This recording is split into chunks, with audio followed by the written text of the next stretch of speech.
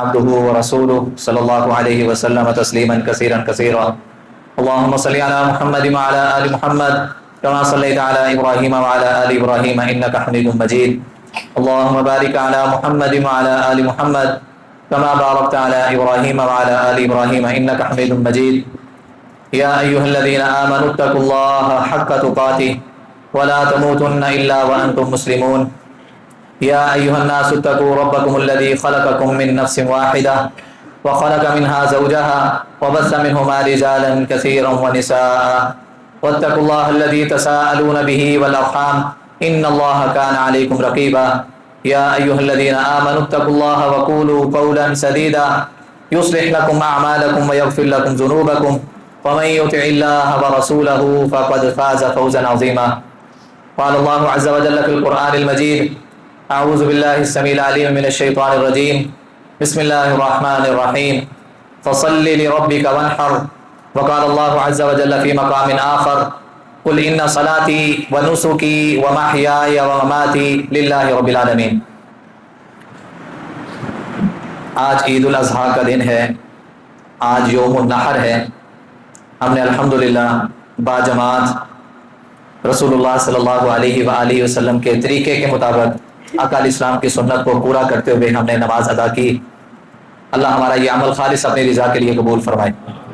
رب العالمین نے قرآن مجید کے 2 مقامات پر اعلان فرمایا: فصل لربک وانحر. اے نبی صلی اللہ علیہ وآلہ وسلم نماز پڑھیے اور قربانی کیجیے اپنے رب کے لیے. اور دوسرا مقام: ان صلاتی ونسکی ومحیائی ومماتی للہ رب العالمین. اے نبی صلی اللہ علیہ وسلم آپ اپنی زبان نبوت سے اعلان کر دیں: بے شک میری نماز، بے شک میری قربانی، بے شک میرا زندہ رہنا، بے شک میرا فوت ہونا للہ رب العالمین. کس کے لیے ہے؟ صرف اور صرف رب العالمین کے لیے. تو آج لمبی چوڑی باتیں کرنے کا ٹائم بھی نہیں ہے. باتیں وہی ہیں جو ہم نے پچھلے جمعے سماعت کر لی. صرف یاد دہانی کے لیے کہ ہم نے قربانی کرنی ہے تو کس ذات کے لیے. سارے نہ بولے جائے کس کے لیے ہم نے کرنی ہے. جو لوگ چاہتے ہیں کہ ان کی قربانی ضائع ہونے سے بچ جائے، ان کا پیسہ ضائع ہونے سے بچ جائے، ان کا جانور ضائع ہونے سے بچ جائے، ان کا ثواب ضائع ہونے سے بچ جائے، وہ اپنا عقیدہ یہاں سے یہ لے کے جائیں کہ ہماری قربانی لوگوں کو دکھانے کے لیے نہیں، لوگوں کو خوش کرنے کے لیے نہیں، لوگوں کو جلانے کے لیے نہیں، خاندان میں اپنا نام اور اپنا ایک چرچا کروانے کے لیے نہیں. صرف اور صرف میری قربانی اور آپ کی قربانی کا مقصد کیا ہونا چاہیے؟ للہ رب العالمین. کہ ہم یہ قربانی کر رہے ہیں تو مقصد ہے رب العالمین کو راضی کرنا. ہم ابراہیم علیہ السلام کی سنت کو زندہ کرتے ہوئے، محمد الرسول اللہ صلی اللہ علیہ وآلہ وسلم کے طریقے کو پورا کرتے ہوئے، آقا علیہ السلام کے طریقے کے مطابق آج کے دن ہم اپنے جانوروں کو قربان کریں گے. کس کو راضی کرنے کے لیے؟ اللہ کو راضی کرنے کے لیے. ابراہیم علیہ السلام کی پوری زندگی ہم سب کے سامنے آئیڈیل ہے. رب العالمین نے اعلان فرمایا: واتخذ اللہ ابراہیم خلیلا. اللہ احکم الحاکمین نے ابراہیم علیہ السلام کو اپنا خلیل بنایا. خلیل کسے کہتے ہیں؟ اپنا دوست بنایا. اچھا، دوست بنانے کے باوجود ابراہیم علیہ السلام کی پوری زندگی کو ہم دیکھیں نا تو آزمائشوں سے بری ہوئی. باپ کے گھر میں تھے تو باپ کہہ رہا تھا بت بیچ کے آ. بار بار جب دیکھا باپ نے کہ یہ میرے ہی بنائے ہوئے بتوں کو، میرے ہی بنائے ہوئے خداؤں کی بے حرمتی کرتا ہے، باپ نے گھر سے نکال دیا. اس سے بڑی آزمائش کیا ہو سکتی ہے؟ شادی ہو گئی. شادی کے بعد اللہ احکم الحاکمین نے اولاد دی، اور اولاد کب دی؟ جا کے بڑھاپے کی عمر میں. اس سے بڑی آزمائش اور کیا ہو سکتی ہے؟ بڑھاپے کی عمر میں اولاد ملی، اور اولاد ملنے کے ساتھ ہی حکم کیا آ گیا کہ اپنی بیوی کو، اپنے بچے کو یہاں سے لے کے بیابان علاقے میں چھوڑ کے آؤ. بے یار و مددگار، بے آسرا و بے سہارا. اللہ کے حکم کو پورا کرتے ہوئے اپنی بیوی کو ساتھ لیا، بچے کو ساتھ لیا، بچہ بھی چھوٹا ہے، ان کو وہاں پہ چھوڑ کے آ گئے. واپس آتے ہوئے دعا کی: اللہ اس شہر کو امن والا بنا دینا، یہاں پہ رزق کے فراوانیوں کے دروازے کھول دینا. اللہ نے ابراہیم علیہ السلام کو اس آزمائش سے بھی کامیابی سے کامیاب کر دیا. پاس ہو گئے، بیٹا جوان ہوا. اب دوسرا حکم آ گیا. اللہ احکم الحاکمین نے ابراہیم علیہ السلام کو خواب دکھایا. اور یاد رکھیں، میرا اور آپ کا خواب جھوٹ اور سچ دونوں پر مبنی ہو سکتا ہے، اور اکثریت میں جھوٹ بھی ہوتے ہیں. لیکن انبیاء کا جو خواب ہوتا ہے وہ جھوٹا نہیں ہوتا، بلکہ وہ رب کی طرف سے ایک پیغام ہوتا ہے، رب کی طرف سے ایک وحی ہوتی ہے. جس طرح فرشتے کے ذریعے وحی بھیجی جاتی ہے، اسی طرح انبیاء علیہ السلام کے خوابوں کو بھی ایک وحی کا نام دیا گیا. تو کیا کہتے ہیں؟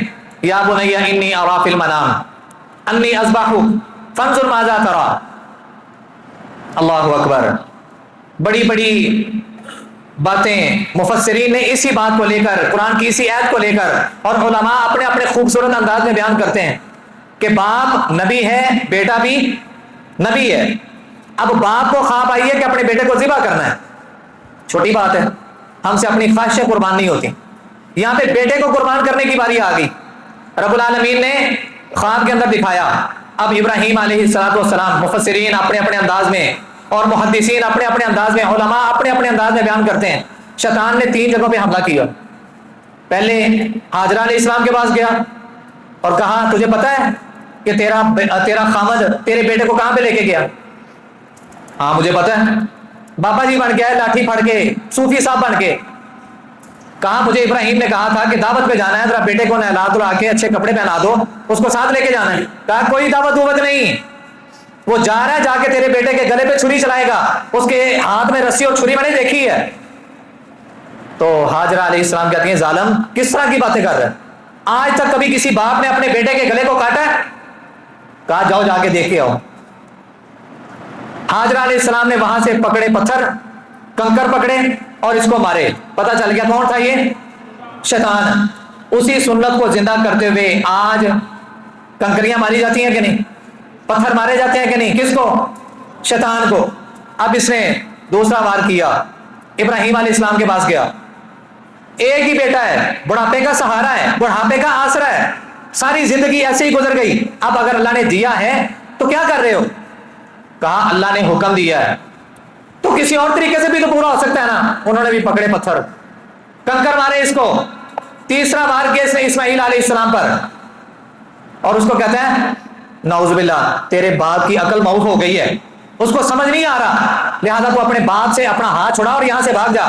تو اسماعیل علیہ السلام نے بھی پتھروں کو اٹھایا اور پڑھا اعوذ باللہ منک، میں تجھ سے اللہ کی پناہ مانگتا ہوں، دفع ہو جائے یہاں سے۔ اللہ کے لیے ایک اسماعیل کی گردن کیا، اللہ کے لیے 100 اسماعیل ہوں۔ اللہ اگر قربان کو، اللہ اگر میری قربانی کو، میری گردن کو، میرے جسم کو لینا چاہتا ہے، یہ جسم اس کی امانت ہے، ایک اسماعیل کیا 100 اسماعیل بھی رب کو راضی کرنے کے لیے قربان ہے۔ حضرات ابراہیم علیہ السلام نے خواب کو پورا کرنے کے لیے اپنے بیٹے سے مشورہ کیا، یا بنیا انی ارا فی المنام، میں خواب کے اندر دیکھتا ہوں انی اذبحک، کہ میں تجھے ذبح کر رہا ہوں، فانظر ماذا تری، اب تیرا اس کے بارے میں کیا خیال ہے؟ اللہ اکبر، دعا کریں نا سارے، اللہ ہماری اولادوں کو بھی اسی طرح کا والدین کا فرما بردار بنا دے، آمین کہتے سارے۔ انہوں نے یہ نہیں کہا اچھا میں گھر جا کے امی سے پوچھتا ہوں، چاچے مامے تائے سے مشورہ کرتا ہوں، نہیں، کہا یا ابتی افعل ما تؤمر، ابا جان جو آپ کو کرنے کا حکم دیا گیا نا آپ کر گزریے، ستجدنی انشاء اللہ من الصابرین۔ یہاں پہ بیٹے کی شادی کی بات آ جائے نا، شادی کی منگنی کی بات آ جائے تو والدین پریشان ہوتے ہیں، راتوں کی نیندیں ان کی اڑی ہوتی ہیں کہ ہم اپنے بیٹے سے بات کریں، اپنی بیٹی سے بات کریں، وہ جواب کیا دے گا؟ اسماعیل علیہ السلام کے یہ جملے ان اولادوں کے لیے بہت بڑا سبق ہے۔ یہاں پہ جان کی بازی کی بات ہو رہی ہے، یہاں پہ ابھی ایک لمحے میں گردن کو تن سے جدا کرنے کی بات ہو رہی ہے۔ بیٹے نے یہ نہیں کہا کہ زندگی میری، فیصلہ میرا، آپ نے اپنی زندگی جی لی، آپ اپنے مطابق اپنی زندگی جی چکے، میری زندگی ہے، فیصلہ میں کروں گا، آپ کو کوئی اختیار نہیں، بلکہ کیا کہا یا ابت افعل ما تؤمر، ابا جان جو آپ کو حکم دیا جا رہا ہے آپ وہ کر گزریں، ہاں میری حالت کیا ہوگی؟ ستجدنی انشاء اللہ من الصابرین، آپ مجھے صبر کرنے والا پائیں گے۔ ابراہیم علیہ السلام نے اللہ کے حکم کو پورا کرتے ہوئے اسماعیل علیہ السلام کو لٹایا، اللہ احکم الحاکمین کی طرف سے آواز آ گئی قد صدقت الرؤیا، اے ابراہیم آپ نے اپنے خواب کو سچا کر دکھایا، جنت سے رب نے مینڈا بھیجا، اب اس کو لٹاؤ، اس کی قربانی کرو۔ شیطان کے منہ میں بھی خاک چلی گئی، اس کے سر میں بھی خاک چلی گئی، اس کی پشتوں میں بھی خاک چلی گئی۔ حضرات تصور کیجئے، تصور، بیٹے کو قربان کرنا، بیٹے کو چھوٹی بات نہیں ہے۔ اللہ احکم الحاکمین نے قد صدقت الرؤیا، اے ابراہیم تو نے اپنے خواب کو سچا کر دکھایا۔ دنیا کے اندر پیپر بنانے والا، امتحان دینے والا امتحان لیتا ہے، اور امتحان دینے والا کہتا ہے پیپر بڑا مشکل ہے، اور جس نے پیپر بنایا وہ کہتا ہے ہم نے بڑا آسان بنایا ہے۔ اللہ احکم الحاکمین نے ابراہیم علیہ السلام کی ساری زندگی آزمائشوں سے گزاری، لیکن اس آزمائش میں رب العالمین کہتے ہیں کہ پیپر بڑا مشکل تھا لیکن ابراہیم پھر بھی کامیاب ہو گیا۔ رب خود کہہ رہے ہیں، پیپر بنانے والا رب، آزمائش دینے والا رب خود کہہ رہے ہیں ان ھذا لہو البلاء المبین، بہت بڑی آزمائش تھی اے ابراہیم، تیری زندگی میں آزمائشیں آئیں، بیوی کو چھوڑ کے آنا، بچے کو چھوڑ کے آنا، باپ کے گھر کو چھوڑ کے آنا، اور ساری زندگی آزمائشوں کے اندر گزارنا، بڑی بڑی آزمائشیں تھیں، لیکن اس سے بڑی آزمائش اور کوئی نہیں تھی، تو نے اپنی اس آزمائش کو بھی کامیابی سے پار کر لیا۔ حضرات ہم اسی ابراہیم علیہ السلام کی سنت کو زندہ کرتے ہوئے، نبی صلی اللہ علیہ وآلہ وسلم نے اپنے باپ ابراہیم علیہ السلام کی سنت کو زندہ کرتے ہوئے قربانیاں کی، ہم نبی علیہ السلام کے اسی طرز کے اوپر آج کے دن قربانیاں کریں گے۔ اللہ ہماری قربانیوں کو قبول فرمائے۔ حضرات جانوروں کو قربان کرنے کے کچھ اصول نبی علیہ السلام نے ذکر کیے ہیں، ہم نے ابھی انشاءاللہ اپنے جانوروں کو قربان کرنا ہے۔ جانوروں کے سامنے ہم نے چاقو، چھری، اس کو ذبح کرنے والا جو بھی آلہ ہے نا، جو بھی چیز کا استعمال کریں گے، ہم نے وہ جانوروں کے سامنے اس کو تیز نہیں کرنا۔ اصول یاد کر لیں، نبی علیہ السلام نے اپنے ایک صحابی کو دیکھا، اس نے جانور کی گردن پر پاؤں رکھا ہوا ہے اور اس کے سامنے ہی وہ اپنے چاقو اور چھری کو تیز کر رہا ہے۔ رسول اللہ صلی اللہ علیہ وسلم نے فرمایا کیا تم اس کو 2 موتیں مارنا چاہتے ہو؟ ایک موت تو یہ مرے گا، اس سے پہلے تم اس کے سامنے اسی چیز کو تیز کر کے اس کو دوسری موت مار رہے ہو، اس کو اذیت دے رہے ہو۔ تو ہم نے اگر اپنی ان چیزوں کو، چھری، ٹوکا، جو بھی چیز ہم استعمال کرتے ہیں، اس کو اگر ہم نے تیز کرنا ہے تو اس کو جانور سے سائڈ پہ کر کے پھر ایک جانور کے سامنے دوسرے جانور کو ذبح نہیں کرنا، ایک جانور کے سامنے دوسرے جانور کو ذبح نہیں کرنا۔ یہ تربیت دی ہے کس نے؟ محمد الرسول اللہ صلی اللہ علیہ وسلم نے۔ اللہ ہمیں ان تربیتوں پر اپنی زندگیوں کو گزارنے کی توفیق عطا فرمائے۔ حضرات عید کا دن ایسا ہے کہ یہاں آج کثیر تعداد میں لوگ اللہ تعالیٰ کی رضا حاصل کرنے کے لیے جانوروں کے گلوں پر چھریاں چلائیں گے۔ اللہ کرے وہ چھری چلانے سے پہلے آپ اپنا محاسبہ کر لیں۔ اگر محاسبہ نہ ہوا نا تو قربانی کا فائدہ نہیں۔ جانور قربان ہو رہے ہیں، دیکھیں 4 دن کی خدمت، 5 دن کی خدمت، یا پورے سال کی خدمت، یا ایک رات کی خدمت، آپ نے خدمت تو کی نا جانور کی۔ اب وہ آپ کے کہنے پر لیٹ گیا، بے شک رسیاں پا کے تجھے لٹایا، اب آپ کے ایک اشارے پر اس کی گردن کو کاٹ دیا جائے گا، تو کیا یار میرے اور آپ کے اوپر اشارہ کرنے والی ذات کوئی نہیں ہے؟ اگر وہ جانور میرے اور آپ کے کہنے پہ لیٹ گیا، ہم نے اس کی گردن کو تن سے جدا کر دیا، اس کی روح الگ ہو گئی، جسم الگ ہو گیا، تو کیا ہمارا جسم ہماری روح سے الگ نہیں ہوگا؟ کیا اس پر کسی کا قبضہ نہیں ہے؟ آج ہمارے جانور کی رسی کوئی نکیل کھول کے لے جائے، ہم پورے کا پورا خاندان اس کے پیچھے بھاگیں گے، میرا جانور، میں اور آپ کس کے ہیں؟ ہم بھی تو کسی کی امانت ہے نا۔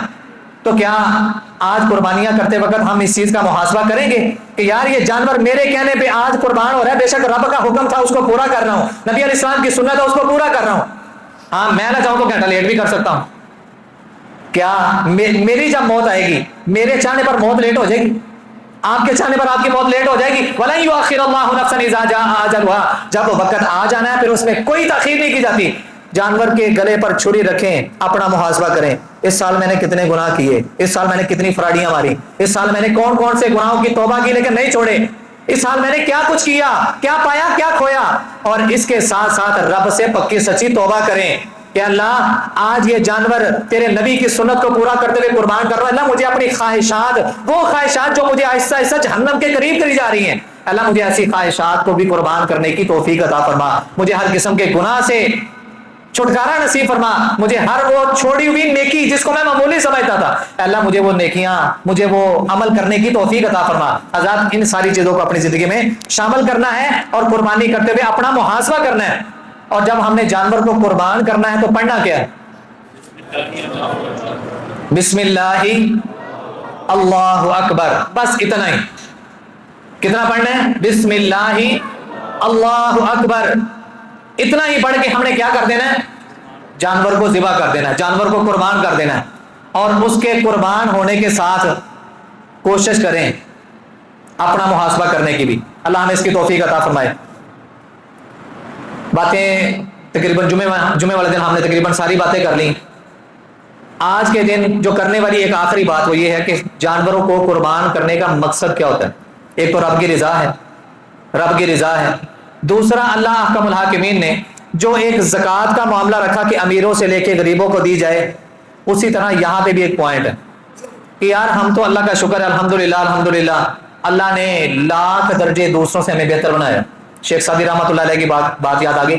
شیخ سعدی رحمۃ اللہ علیہ کی کسی نے دعوت رکھی، دعوت کھانے کے لیے گھر سے نکلے تو پاؤں کے اندر جوتی سے ایک پتھر پاؤں کو چیرتا ہوا نکل گیا، پاؤں زخمی ہو گیا۔ تو کہتے ہیں اللہ دیکھ تیرے دین کا کام کر رہا ہوں لیکن حالت یہ ہے کہ پاؤں میں صحیح طرح کی جوتی بھی نہیں ہے، میرے پاؤں زخمی ہو گئے۔ کن کے الفاظ ہیں؟ شیخ سعدی رحمۃ اللہ علیہ، ان کی قبر پر کروڑوں رحمتیں نازل فرمائے۔ تھوڑا آگے گئے، جا کے دیکھا ایک بندہ جس کے دونوں پاؤں ہی نہیں، رو کے فوراً رب کے سامنے ہاتھ جوڑ دیا، اللہ مجھے معاف کر دے، کم از کم مجھے چلنے کے لیے پاؤں تو دیے ہیں نا۔ تو اللہ تعالیٰ نے مجھے اور آپ کو جس حال میں رکھا ہے نا، الحمدللہ، جب ہم ایسے نظریں اٹھا کے دوسرے کی بلڈنگ، دوسرے کی گاڑی، دوسرے کے زندگی کے معاملات پر دیکھیں گے نا تو گردن اکڑ جائے گی، لیکن اگر جس حال میں ہیں اس پر شکریہ ادا کرنا چاہتے تو اپنے سے نچلے طبقے کو دیکھیں گے، اس کو دیکھ کے ہم اللہ کا شکر ادا کریں گے کہ اللہ تیرا شکر ہے، تو نے ہمیں ان سے کتنا اچھا رکھا ہے۔ تو آج ہم نے اپنے جانوروں کو قربان کرنا ہے، صرف اپنیاں فریجاں پرنوا سے نہیں۔ کیا کرنا ہے؟ ان لوگوں کو گوشت پہنچانا ہے جن لوگوں نے پورا سال بیچارے جو تکتے رہتے ہیں، اسی آس میں رہتے ہیں کہ کب عید آئے گی تو ہمارے گھر میں گوشت کی چند بوٹیاں آئیں گی، اور وعدہ کریں اللہ سے 1 کلو سے کم ہم نے کسی کے گھر میں گوشت نہیں بھیجنا، کم از کم 1 کلو، کم از کم اس کی ایک وقت کی ہانڈی تو بنے نا، 4 بوٹیاں شاپر میں ڈال کے 2-4 چھچڑے ڈال کے ہم فارمیلٹی پوری کر دیتے ہیں۔ یار قربانی کا حق یہ ہے کہ ان لوگوں تک اس حق کو پہنچایا جائے جو اصل حقدار ہیں۔ اصل حقدار کون ہیں؟ دیکھیں میں نے قربانی کی، بھائی نے بھی قربانی کی، میں نے قربانی کر کے شاپر بنایا، ان کی طرف بھیج دیا، انہوں نے قربانی کی شاپر بنا کے میری طرف بھیج دیا۔ کیا یہ قربانی کا حق تھا؟ قربانی کا یہ مقصد تھا؟ قربانی کا مقصد تو یہ تھا کہ ان لوگوں تک جانور کے گوشت کو پہنچایا جائے جن بیچاروں نے قربانیاں نہیں کی، تاکہ وہ بھی آپ کی اس عید کی خوشی میں برابر کے شراکت دار بن جائیں۔ لیکن اگر ہمارا وتیرہ یہی رہا، پھپھو نے میرے لیے بھیجتا، میں پھپھو نے بھیجتا، چاچے نے میرے لیے بھیجا، میں ان کے لیے بھیجتا، باقی بیچارے جن کے گھر میں قربانی نہیں تھی وہ بیچارے دیکھتے ہی رہ گئے۔ تو ہم نے اس رسم کو ختم کرنا ہے اللہ کو راضی کرنے کے لیے۔ کس کو راضی کرنے کے لیے؟ اللہ کو راضی کرنے کے لیے۔ اور نبی صلی اللہ علیہ وآلہ وسلم نے منع نہیں کیا کہ آپ سارا گوشت رکھیں اپنے گھر، کھا سکتے ہیں۔ ایک وقت تھا کہ جب منع تھا کہ آپ جانور کا گوشت ذخیرہ نہیں کر سکتے، لیکن بعد میں اللہ نے آسانی کر دی۔